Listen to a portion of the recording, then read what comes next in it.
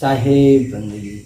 गुरुदेव जी, आपसे निवेदन है, कबीर आश्रम बैगवा की स्थापना कब हुई, कैसे हुई, कैसे गुरुदेव जी यहाँ आए, इस आश्रम का इतिहास गुरुदेव जी बताने की कृपा करें।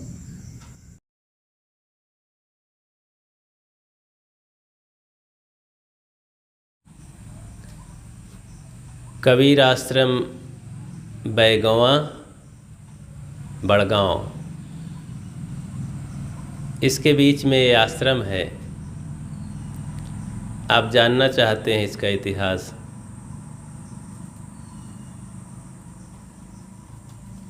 सदगुरु निर्द्वंद साहब बैरी गांव है, तो वहाँ पर कबीर आश्रम 20वीं सदी में सदगुरु श्री निष्पक्ष साहेब जी वहाँ विराजमान थे। आश्रम चल रहा था। वहीं से अपनी साधना पूरी करके गुरुदेव से आज्ञा लेकर के इस क्षेत्र में भ्रमण करने आए। वो समय 1966-67 का रहा। यहाँ 2-3 साल तक भ्रमण करते रहे, 4 साल तक। उनका स्वभाव त्याग बैराग देख करके यहाँ के क्षेत्रीय भक्त लोग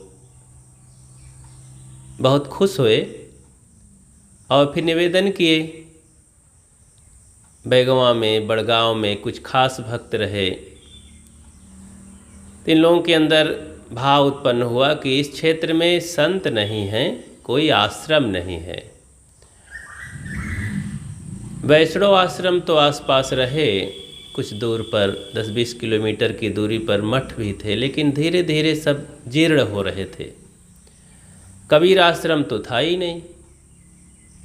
तो लोगों के अंदर ये भाव जगा कि यहाँ पर भी आश्रम होना चाहिए। साहब का त्याग बैराग देख करके, ज्ञान विचार, लोग बहुत खुश थे। और फिर ये कहने लगे कि साहब जी आप यहाँ पर आश्रम बनाइए और रहिए। बैगवा के भक्त श्री बैजनाथ उर्फ भग्गू और उनके मझले भाई राजा राम, श्री राजा राम उर्फ रज्जू पहलवान, इन लोगों के अंदर ये परिवार में कई भाई थे।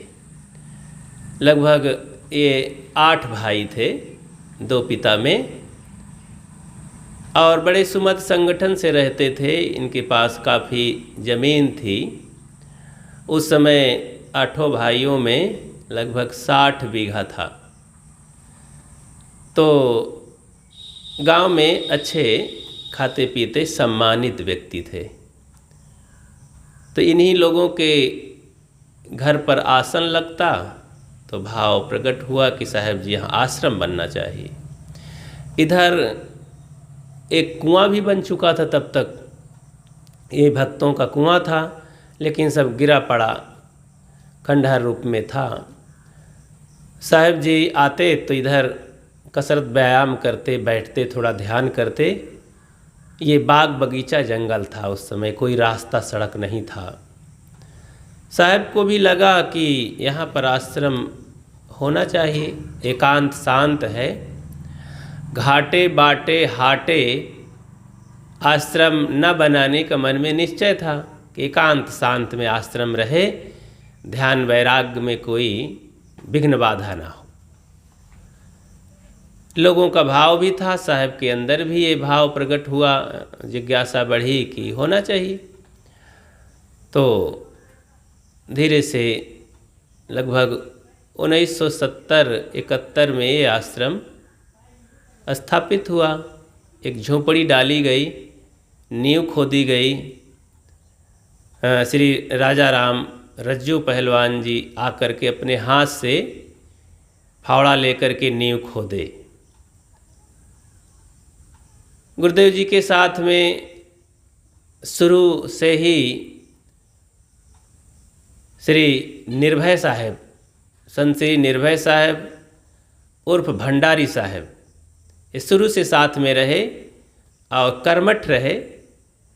उनके अंदर भी जिज्ञासा थी कि साहब जी आश्रम बनना चाहिए, हाँ मैं देखूंगा, सहयोग करूंगा। तो साहब जी साथ में उनको लेकर के फिर यहाँ रहने लगे। कुछ भक्त लोग आकर के जिज्ञास रूप में रहे तो साधु बन गए, कुछ वो सहारा दिए। तो ऐसे शुरुआत की ये बात रही। बड़गांव के कुछ भक्त रहे, 2-3 साल के बाद देखे जैसे भक्त श्री रामदेव जी चौधरी थे गांव के, उनके अंदर हुआ कि यहाँ ज़मीन दे दिया जाए। तो बड़गांव के लोगों ने प्रधान से और सदस्यों से सलाह करके कि आश्रम में कुछ ज़मीन होना चाहिए। तो बड़गांव के लोगों ने थोड़ी सी ज़मीन भी दिया पट्टा के रूप में गुरुजी के नाम। बैगवा के लोगों ने आश्रम बनने की ये ज़मीन थोड़ी सी दी। तो इस तरह से आश्रम कायम हुआ। धीरे धीरे गुरुजी बिना मांगे कोई विशेष सहयोग लिए घूमते टहलते थोड़ा सा विदाई भेंट मिलता, उसी से थोड़ा थोड़ा दीवार, कहीं छत, कहीं कुछ ऐसे बनता गया। 4-6 संत बूढ़े बुजुर्ग रहते यहाँ। बहुत अच्छा लगता। मिट्टी की बाउंड्री थी और बांस के ऐसे कमाचियों से गेट बना दिया जाता और इस तरह से चलता। भक्त लोग देते खाने पीने को, आकाश वृत्ति थी तो गल्ला पानी किसानों के बीच में होने से कभी यहाँ कुछ कम नहीं हुआ। लोगों का बड़ा अच्छा भाव था, संतों के प्रति श्रद्धा थी। तो इस क्षेत्र में और संत पहले से आते थे। कबीर पंथ के वैष्णव चित्रकूट की तरफ से धीरे धीरे सभी इधर उधर वैष्णव कबीर पंथ से जुड़े हुए भक्त लोग सद्गुरु श्री निर्दुंद साहब की त्याग बैराग रहनी देख करके सब यहीं से जुड़ गए। उनके घरों में बच्चे, बूढ़े बुजुर्ग, बहू बेटियां दीक्षा लेकर के सब आते जाते, अपने घरों में बुलाते। इस तरह से फिर धीरे से यहाँ श्री निर्भय साहब जी के बाद श्री गुरुमिलन साहब, संत श्री प्रेम साहब, पुजारी जी, बजरंग दास जी, इस तरह से साधु यहाँ रहते। समय समय से गुरु जी का भंडारा चलता। 3 साल में भंडारा होता। सद्गुरु श्री निष्पक्ष साहब यहाँ आए। लगभग ये 1980 के पहले आए थे। फिर 85 में एक बार आए। फिर 86-87 में उनका शरीर ही छूट गया, हमारे गुरुजी का, श्री निष्पक्ष साहब जी का। तो 3 साल में भंडारा यहाँ होता रहा। बड़ी उदारता से सद्गुरु श्री निर्दुंद साहब में उदारता थी और खुले हाथ से भंडारा होता, सब खाते पीते, सत्संग होता।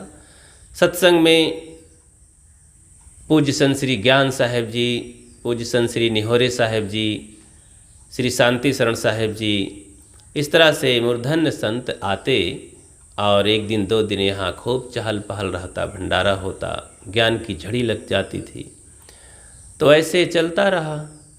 धीरे धीरे विकसित होने लगा। कुछ कमरे बन गए, 2-3 कमरे बन गए। भक्तों संतों के सहयोग से साहब जी यहाँ आते, कुछ रहते, चले जाते 2-2 महीना।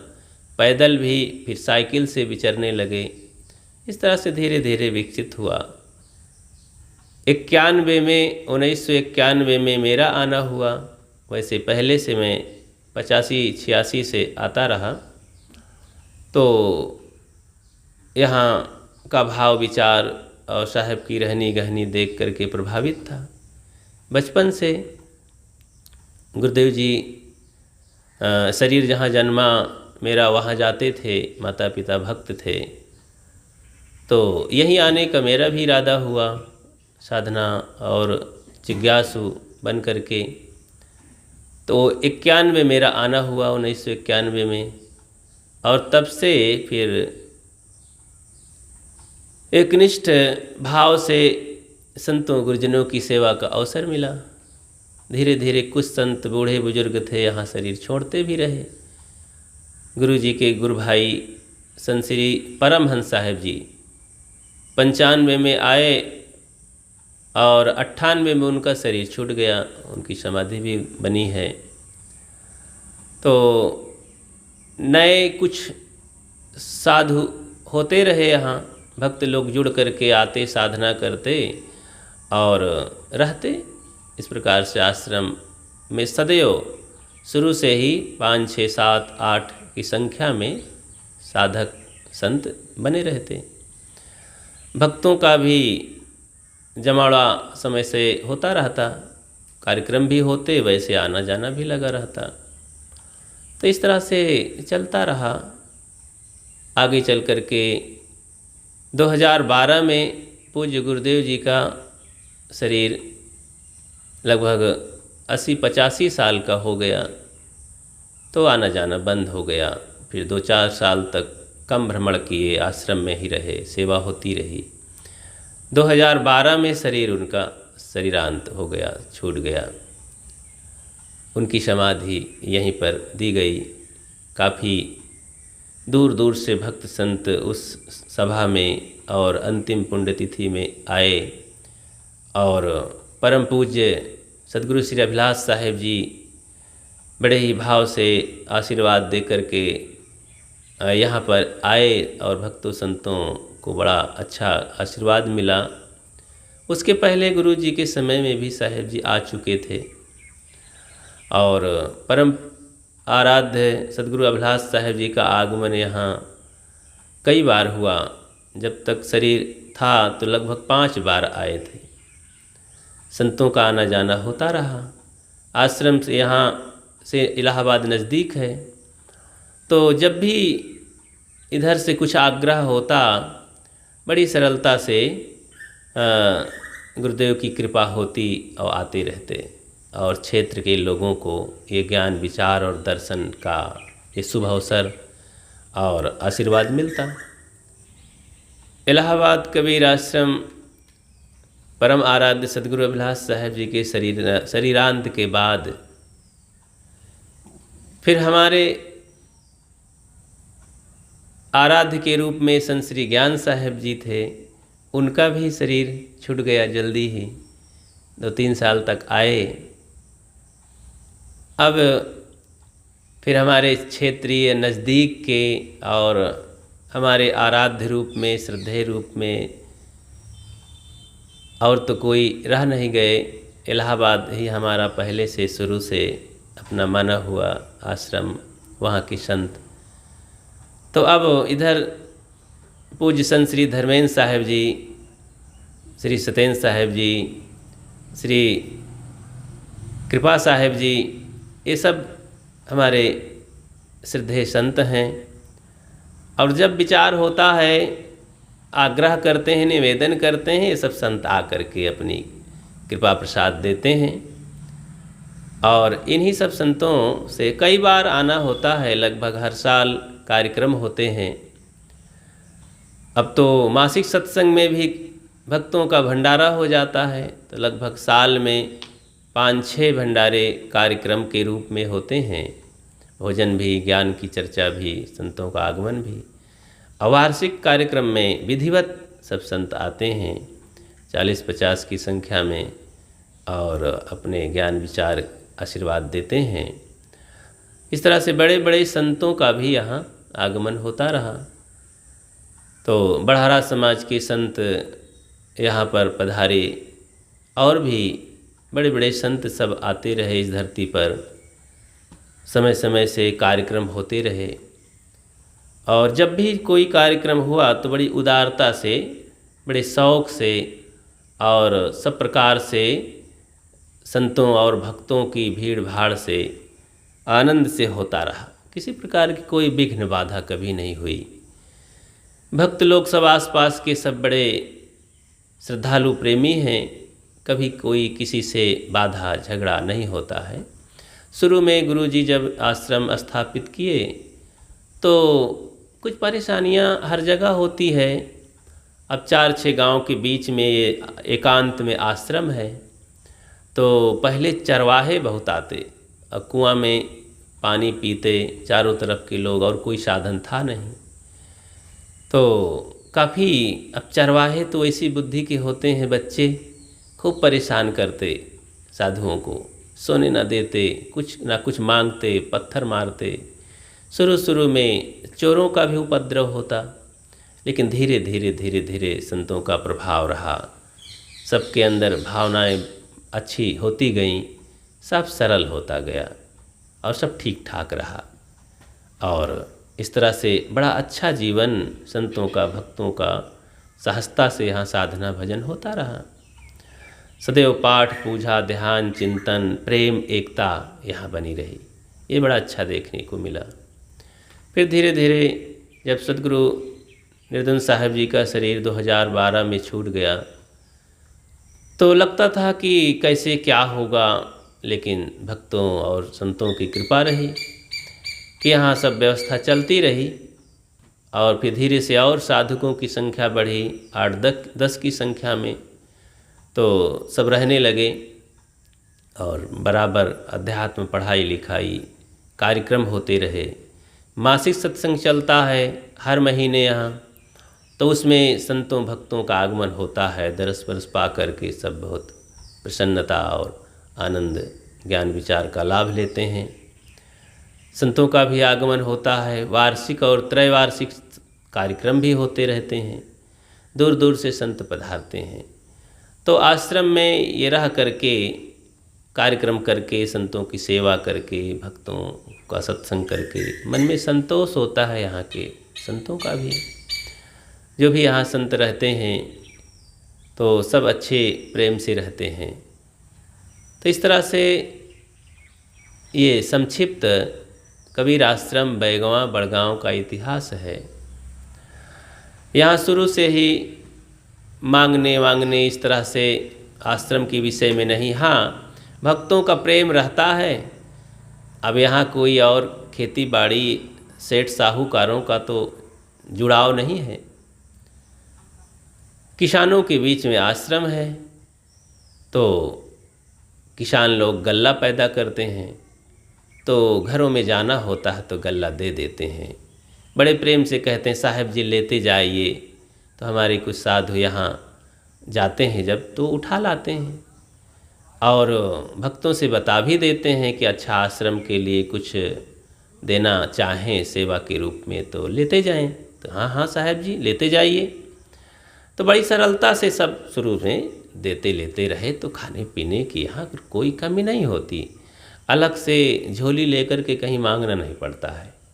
श्रद्धालु भक्त लोग सब दे देते हैं सरलता से। तो ऐसे ही चलता है। 2005 में श्री भंडारी साहब जी का शरीर छूट गया।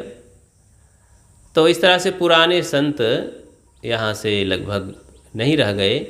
फिर से साधक जन आते रहे, जुड़ते रहे और यहाँ बराबर ज्ञान विचार साधना और संतों का जो है सभा लगती रही। 2016-17 में इधर और कुछ महसूस हुआ कि आश्रम का निर्माण किया जाए। सत्संग होता है, बारिश में, गर्मी में, धूप में, ठंडी में परेशानी होती है, बैठने की जगह नहीं। तो इधर ज़मीन ले करके कुछ नए सिरे से बनाना हुआ। और जब से सब साधक गण आए तो जिज्ञासा और बढ़ी कि अच्छे से कार्यक्रम होता रहे, भक्त लोग आएँ, संतों का आगमन हो, ज्ञान विचार की धूम मची रहे। तो आप सब लोग आए।